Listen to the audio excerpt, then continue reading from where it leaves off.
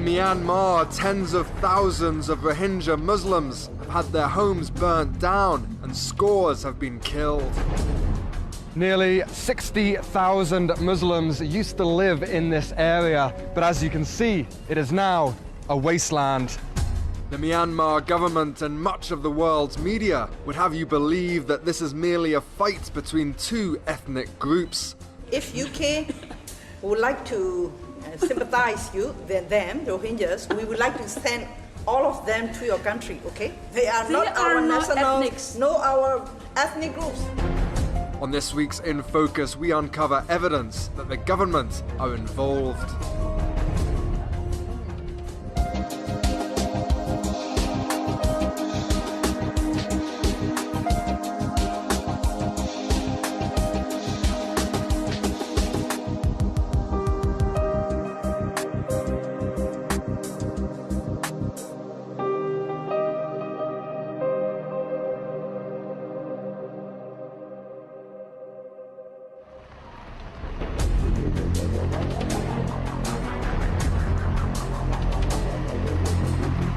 In Myanmar's capital, Yangon, we had arranged a meeting with a Rohingya Muslim politician. He said he would reveal to us the sheer scale of atrocities happening in the country. For safety reasons, we can't show his face. Recently released, he spent 8 years in prison for joining a banned political party. How many people have been killed so far? In thousands, I think the figure will be. You think thousands? In thousands, the whole of Arakan. We've heard about 78 people. This is official version. It is not true. In one occasion, in one village, there are about 70, 40, 50 people killed, burned down, taken away, no return. Who's doing the killing? Is it Arakan monks, you see, unscrupulous or what you call hooligans or militants. And what is the army doing? Are they doing any of the killing? Are they arresting people? Are they torturing people? The killing is what you call aided by the security forces. 3 forces: police, Nasaka, and paramilitary. What do you mean aided? Aided means they encourage. They don't prevent the Rakhine people. Somewhere they shoot the people. Somewhere, in the name of curfew, they shot a lot of Muslims in Mongdo. I was able to speak to Rohingyas on the ground.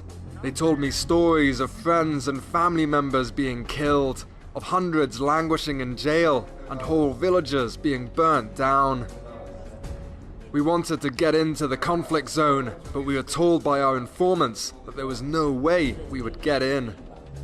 We're now travelling to Sittwe, one of the major towns of Rakhine province, where there's been allegations of tens of thousands of people being forcibly removed from their homes. Now, we've heard that the government has the whole area under military lockdown, so we're not quite sure if we're even going to be able to get into the area. We might get to the airport and be turned straight back. We're going to try anyway. Myanmar is notorious for being one of the most closed and repressive countries in the world. Imagine our surprise then when we were let through airport security with no questions asked. All looked normal in Rakhine province, except for the heavy police and army presence. But then we arrived at what was once a bustling village. A sign reads, "No entry." Our local helper was keen to tell us that it was not just Rohingya Muslim houses that were burnt down. Around 500 people used to live in this village. We're told both Muslims and Rakhine Buddhists, but we know that it was mainly a Muslim village. The remains of a mosque over there, a bit of a giveaway. It's been burnt down too. We can also tell that people left in a hurry, some of them even leaving their shoes behind. Next door, Rakhine Buddhist houses remained intact. I went in search of some eyewitnesses. Did you see what happened?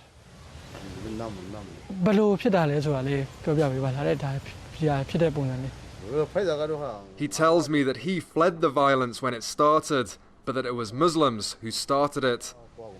A village elder wanted to speak to us.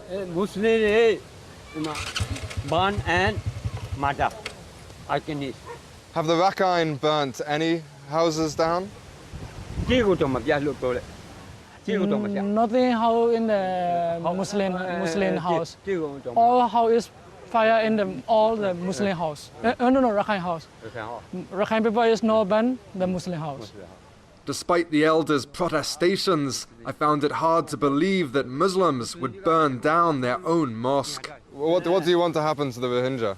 Rohingya have no any Rohingya.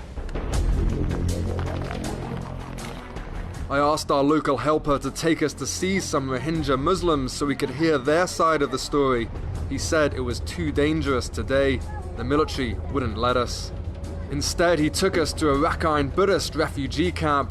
He seemed very keen for us to see both sides of a story that was becoming more confusing by the minute. The few dozen refugees we saw were being housed in a Buddhist monastery. When we arrived, they were eating lunch. Some of the children were watching TV. The medical staff told us that not long ago there were around 2,300 people here, but now far fewer. How many people? 385 people. 385 people. 385? Yeah. The rest have returned to their homes, which haven't been burnt down. The camp was well stocked with supplies. And you have enough medical supplies? Yeah, our government supply. The Myanmar government have been selling the story that this is an equal fight between two opposing groups. They say that then they sent in the military to stop the violence. It's a story that Western governments have bought. They have either stayed silent or applauded the government's actions. I wondered if that was why I was allowed into the region, in the expectation that I would buy the story too. The next day, what was really happening became clearer. This is the Nazi district in Sitwe town. On first sight, the devastation is truly shocking. Like the aftermath of a war or a natural disaster, only Muslims lived here. Nearly 60,000 Muslims used to live in this area, but as you can see, it is now a wasteland. First of all burnt down, and then the military came to clear the rest away. Nothing remains.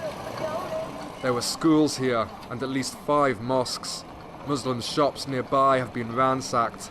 All the surrounding houses are Rakhine. They have been left intact. Areas like this are scattered all across northern Rakhine state. Many tens of thousands are now homeless.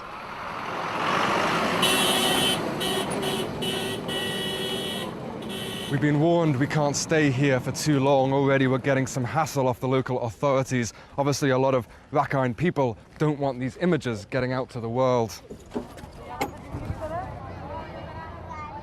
People were lining the road amongst a heavy security presence. Today, the former Vice President of Indonesia and various UN organizations were being allowed in to see the camps. We're entering a Rohingya refugee camp now. This is the first time we've seen large groups of Rohingya people. Already, the two communities have been completely separated. A young man started following us on his bike. He told us he wanted to speak to us. Are you living in the camps? You are? Yeah, also there is lots of refugee camps. We were taken into a courtyard. These young men say they face arrest just for talking to us. The police hovered outside. We saw some of the police and police force are combined with the Rakhine communities. At the beginning of the setting fire, first the police force shoot the gun, and then the Rakhine communities tried to set fire. When the Muslim communities tried to stop fire, at that time the police force started to shoot gun to the Muslim communities. 5 our villagers were killed by the police officers. And did the police officers burn any houses? Yeah, they burned itself to our Rohingyas' houses. Do you think the government is behind the attacks on Muslims, the burning of the houses? Yeah, of course. Why? Why would the government burn down your houses? Or why would the government want to burn down your houses? The government always try to root our generations out. That is why they made this plan. This violence is created by our president and RNDP leaders. Is this state-sponsored ethnic cleansing? Ethnic cleansing, yeah. They don't want to us to mix with them, to live together with them. So just they are trying to kick out us from Myanmar. The Rakhine or the government? And both of them. Would you call this state-sponsored ethnic cleansing? Exactly it is. Otherwise they could have prevented these things within hours. Still they are not going to prevent it. They let it escalate. You see, why didn't they protect this Muslim minority there? That means there is something behind. Why would the Burmese government be sponsoring this violence or allowing it to happen? Ethnically, they don't want Rohingya to live in Arakan, to let them live in Arakan. They want to get rid of Arakan to what you will call as annihilate them from Arakan state so that it becomes purely Buddhist state. Only Buddhists can stay there, Muslim cannot stay there. That means one thing. You blame the Burmese state? I don't blame the Burmese people, but the Burmese government is responsible for this.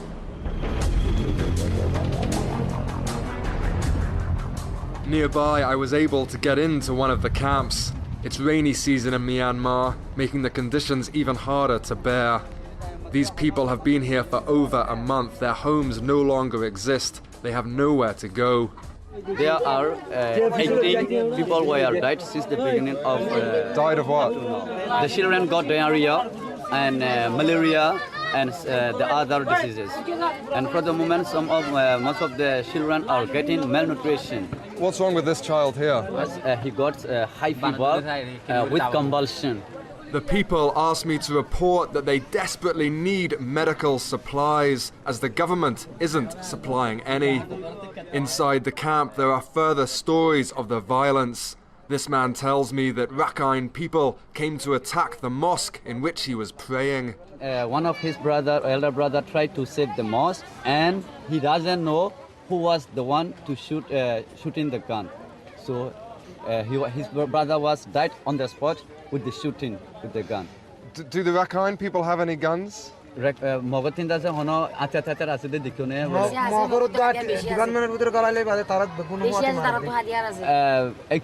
the Rakhine people don't have gun, but the police and police force department were together with the Rakhine communities. So they could not recognize who was the one shooting the gun. This is Imam, a local religious leader, also now a refugee. How many mosques have been burnt down in Sittwe? Do you know? 27 masjid. Why were these mosques burnt down? The Rakhine communities tried to ban the mosques as priorities. Around 2,000 people live in this camp, just a fraction of the tens of thousands who have lost their homes. We do get the impression that this is the camp with the best conditions. The army, the police have been able to come in, clean it up. People here are getting enough food to survive at least. But there are many more camps in the country, especially north of here, and we have no idea what the conditions are like there. People here tell me that they are dire. As I left the camp, I got the impression that these people wouldn't be leaving for a long time. Without help, some of them, mainly children, would soon be dead. Nearby, we saw the heavily escorted former Vice President of Indonesia's convoy. He, along with the UN and Human Rights Watch, have been some of the lone voices raising allegations of serious human rights abuses by the government. The silence elsewhere remains, including from Myanmar's recently released heroine, Aung San Suu Kyi. Back at the well-stocked Rakhine refugee camp, I was introduced to a local Buddhist head monk. I wanted to put to him one of the most surprising allegations I had heard. I've been told that some Buddhist monks have been stopping food, humanitarian aid, getting to Muslim people. He tells me that although he doesn't agree with them, he has heard that some monks have been stopping the aid getting through. Where do you think the Muslims should go now? We don't know. No idea. Back in the capital Yangon, I was invited to a Rakhine Buddhist cultural center for some re-education. First I was given a lecture as to how Rohingya people are new to the country and should be regarded as instead illegal immigrants from Bangladesh. We have the Buddhist faith. You know, we can't do this like this, threaten like this to kill the one people. But the many Rohingyas have been killed. Many international organizations. Not by Rakhine people, you know. Not who by have they been Rakhine killed people. by then? But Who have they been killed this by? is against yourself. this is Mistake against yourself. between the Rakhine people and the Rohingyas.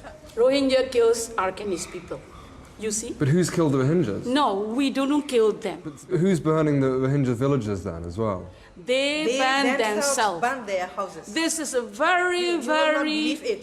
The Rohingyas burn their own very villages. Yes, they strange burn their thing. houses themselves. Because It's a right. it's a It's right right. thing. I'm sorry, I find that very hard so to many believe. evidences. The situation is We have many photos. the situation is Photos of what? Photos, they are burning themselves, their houses. Can you get them? yes. Please you.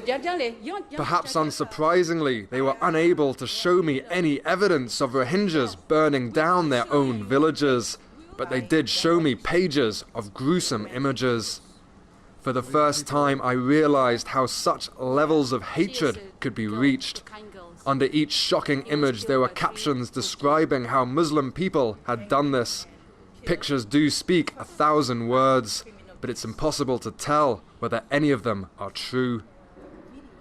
They then showed me footage of events they said were filmed in Rakhine province. And who are these people? Yes, Muslim, you so-called Rohingya people. What you call Rohingya people, they come to ban Rakhine people. They come together with a lot of. So many ants. It is evidence. Why are they doing this though? Because they like to destroy. But there must be a reason they did this. I mean, come on, let's be honest. What they neglect to tell me is the stories that events like this happened because Muslim people were first shot by security forces. Where should they go now? Are they welcome to live in your state? They're not. So they should have nowhere. They should have nowhere. Nowhere. Today, the answer is nowhere. So what should happen to them then? What should happen? So, What should happen? the government say today is they put together in Security affairs. security effects and Because and Bengalis are very, and we have to they would like to we have to- genocide us, you know? Genocide. yeah. Bengalis would like to... Bengalis like to genocide Rakhine people. We believe it because of their manners, behaviors. For many decades. What are they like? What do you mean their manners? They are very rude, you know, very cruel. It seems a lot of people in Burma hate the Rohingya. Why is that? It is because the government is showing Rohingya as a danger of their state. You see, they are Rohingya, they are Muslim, their population is growing faster, and they will influence the whole country. One day they will become the dominant peoples in our country, and their religion, Islam religions, will be state religions of Myanmar. This is wishful thinking. We are just 1% or 2% of the total population. How can we grow and overwhelm the whole population? Is it imaginable and is it logical? No. Also at the cultural centre, I was able to see the effects of this propaganda firsthand on the most unlikely of subjects. Do you think any humanitarian aid should go to Rohingya people or Bengali people if they need it? No, and they should not be there. Yeah. They shouldn't be in Rakhine. Yeah. So, Because they are not citizens. so does that mean they shouldn't be helped, even if they're starving? Yeah. You think the Rohingya Muslim people should leave the country? Yeah. Yeah, that's right. Where should they go? I don't know stuff. But do you think the Rohingya people, the Muslim people there, are cruel people? Yeah, as far as I know, there are also a little curious other people, other religions. Yes. Why are the monks, Buddhist monks, trying to stop humanitarian aid getting? Let us not discuss the questions of monks. is concerned to religion, you see. If my explanation is not liked by the public, it will become a big problem for me. You can't really criticize them. Let me not discuss the questions of monks. You can't criticize the monks. I think monks are also against us. People want. The women then showed me a letter they had sent to the government. We didn't live together with Bangladeshi people in these two towns, so authority, please be separate us. So authority agreed this, and the Bangladeshis were separated from this town. So the Burmese military are moving Yes, military. Rohingyas to other towns. Other towns. Not Other towns. The same town, The same but, thing town little with the far village, away. separate village. If UK would like to sympathize you, them, Rohingyas, please, we would like to send all of them to your country, okay? What they Will want you to receive? But so many. Will you accept them? We have to find so many problems. We have to find this. Some people would call that ethnic cleansing. No. Ethnic are us. No, not them. They are not We are ethnic ethnics. people. Real ethnic people are. We are Surely they're Our ethnic. can. No Rohingyas. They are They not are our not nationals. ethnics. No, our ethnic groups. Please don't say it like this. Very angry. They are no ethnics.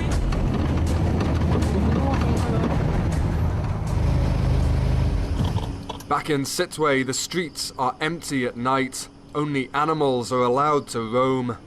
A motorbike comes towards us. Look, he's running away. He thought we were police or something. There is a curfew in place. There are no longer any Rohingya shops in Sitwe. The owners have either fled or been forcibly removed. They are unlikely to return. These streets have already been ethnically cleansed. Well, it certainly is peaceful.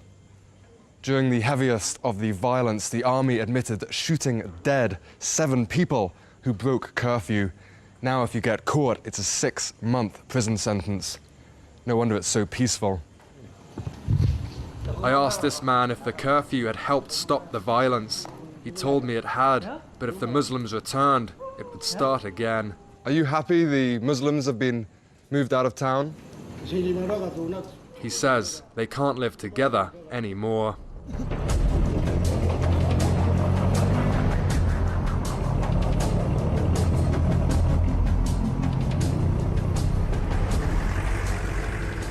Can I ask everybody here, there seems to be a lot of hatred. Do you hate Rakhine people? No,